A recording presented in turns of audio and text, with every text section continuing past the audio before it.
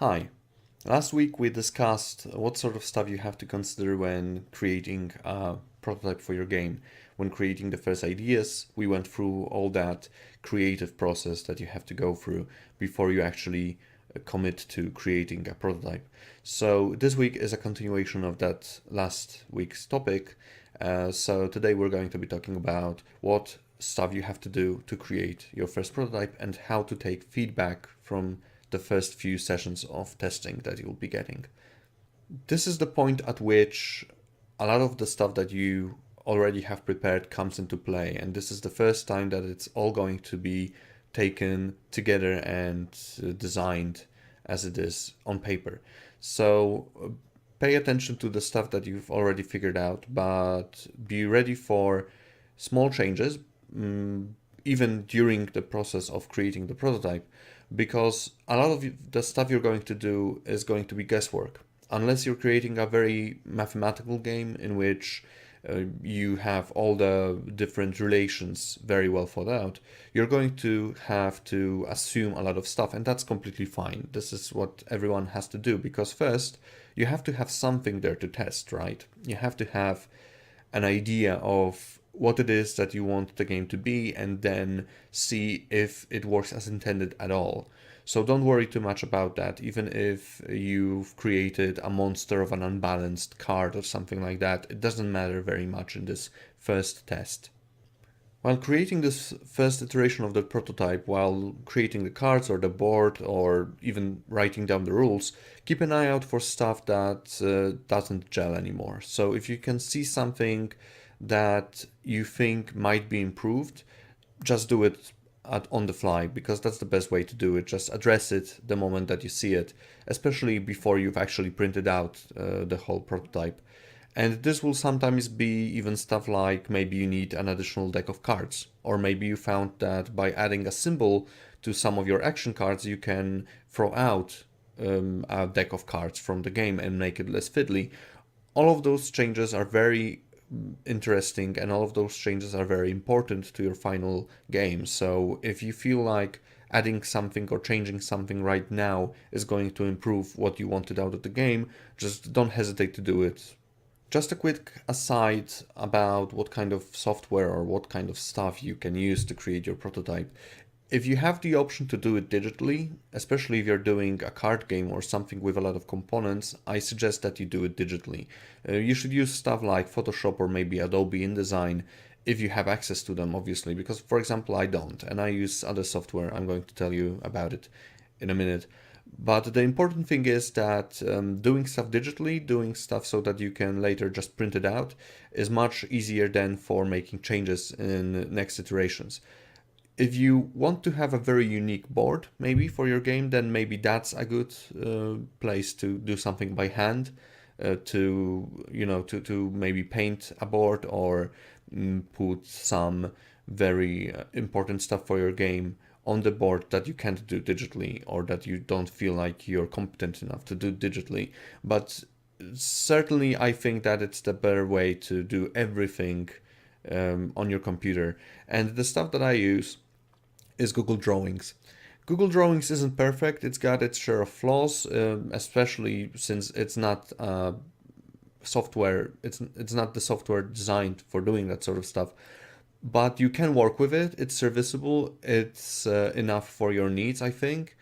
And if you just set up the size of the drawing to the size of the card that you're going to be the size of the page that you're going to be printing the stuff out later on, I think you'll be fine. It's certainly much better than using Word or OpenOffice Writer, which I did for years before finding out about Google Drawings. And I found that Google Drawings is much less fiddly and much less clunky and bug prone. So there's that. And it's free. The art is the important thing, and this is sort of a two-edged sword, because on the one hand, don't use extravagant art. If you can create your entire prototype in black and white instead of color, do that. It's going to be much cheaper for you, and it's going to be much easier for you to later just make the changes that you need. So if you don't need to use colors, just do it in black and white and you should be fine with that. But on the other hand, if you feel that your game needs that art to maybe evoke a feeling, or maybe just reinforce the theme or reinforce a mechanic or something like that, I think that it pays to add that art into the prototype. It will cost you a bit more, but it will make the players feel like this is more of a thematic thing, that this is more of a full experience. Obviously, if you feel like your game is abstract enough to not use any art at all, just use text or numbers or something, that's entirely fine. And generally speaking, if you can create your first prototype using only text, that is probably preferable. Alright, so you've got your prototype, you've got it ready, and now it's time to test it out. So there's a couple of things that you should be on the lookout for. First of all, does the game do stuff the way that you envisioned it to? So basically, if you created a very interactive take that mechanic, do players feel like they can't fight back maybe? Or maybe they're all happy and and they're having fun just, killing each other's characters or whatever. Or maybe if you wanted to create a game in which every decision matters, players had the feeling that their decisions didn't matter at all. That might happen, and this is the most kind of broad overall thing that you should be on the lookout for. Then you can be on the lookout for mechanics that are clearly broken. So if something can be easily abused and used to the player's advantage, or maybe there's another mechanic that you thought is going to be very useful and nobody ever uses it. That's the sort of obvious stuff that you can spot out pretty early on and address pretty early on. Then you could ask the players if they feel like anything was lacking from the game. They might have expected a different kind of mechanic for the theme you picked, or maybe they thought that a certain mechanical addition to the game would be very useful for the situations that they encountered. For example, they could say that they could need some reservation mechanic, some way of just saying that a mission or a card or something is theirs and nobody else should pick it up. Or maybe, just stuff like that. Look for whatever your players addressed when you ask them if anything was lacking from the game, and see if it's something that you're willing to add to the game and maybe something that would really help the game. Next up are the player turns. So did the player turns flow the way you thought they would? Were they too long? Were they too short? Maybe players didn't pay enough attention to the game, or maybe they paid way too much attention to the game and all that led to analysis paralysis. You might want to see how different players approach the game, so this is something that you should be on the lookout for the first few sessions before you take any notes on that. You might actually run into a group of people prone to analysis paralysis, which is this, looking at your cards and not being able to figure out what to do or trying to find the absolute best solution. And if you make adjustments based on that one game, you might actually make your game not as fun as it could be. So keep on the lookout for this stuff for at least 2 or 3 plays with 2 or 3 different groups of people. Player interactions. So this is another thing you should be looking at. Do the players interact in the same way that you thought they would? Is the interaction very harsh, very violent? So do the players really enjoy kicking each other's butts? Or maybe there's just not enough interaction in the game and you feel like every player is playing their own little game on the side, which is not entirely a bad thing. It's just a question of what sort of game do you want to design. Most of my games tend to have that the players don't really fight each other all the time, but rather work on their own stuff, and then there's a bit of interaction in between. And I think that's fine for my game, but it might not be good for yours. And finally, the biggest issue is how long did the game take? Did it take way too long, or was it too short for what you envisioned for it?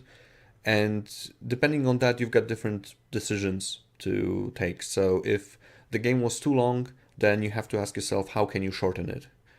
Can you simplify some of the stuff? Can you maybe take away an option that made the downtime feel unbearable? Or maybe the game length is fine for what you thought of it, but now you have to add some more complexity to the game, some more depth to it, so that people are not bored when playing the game for, say, 2 or 2.5 hours. And with game length, you shouldn't be too worried about it, because for the first few games it's always going to be at least 50% or more longer than what you expected it to be. You still don't know your game very well, you still don't know how to best explain all the rules, and people are going to have a lot of questions for their first play. They're going to ask, okay, can I do this, can I do that? All of that stuff adds to the time that the game takes. That said, you should have a stopwatch or something and just see how long the game takes. Figure out if that's something you can live with, or maybe you want to make it shorter, as I said before. And definitely have a look at what kind of questions people asked. And if those questions pop up very often, you should add them to your cards. Maybe at the, I mean, not the questions, but the answers to those questions maybe should be on the cards. Maybe there's a question that could be avoided if you only put a symbol on all the cards or something like that. So take a look at that stuff and try to iron it out as soon as possible. Okay, so that's it when it comes to your first prototype creation and then testing. I'm sure that this is not as detailed as a lot of people would like it to be. So if anyone has any questions, if you want to know something specific about game design or designing a prototype or anything like that, feel free to let me know on Patreon on the activity feed, and I might actually make some more of these videos and just addressing very specific problems that you have. Obviously, as I said in the first video, this is my method of doing things. It doesn't necessarily have to be universal. It probably isn't. A lot of other people have other strategies for approaching this. So bear in mind that everything I say has to be taken into your own consideration, and you have to think if what I'm saying makes sense to you. If it doesn't, experiment and try out your own stuff. Okay, so that's it for this episode. Thanks a lot for listening.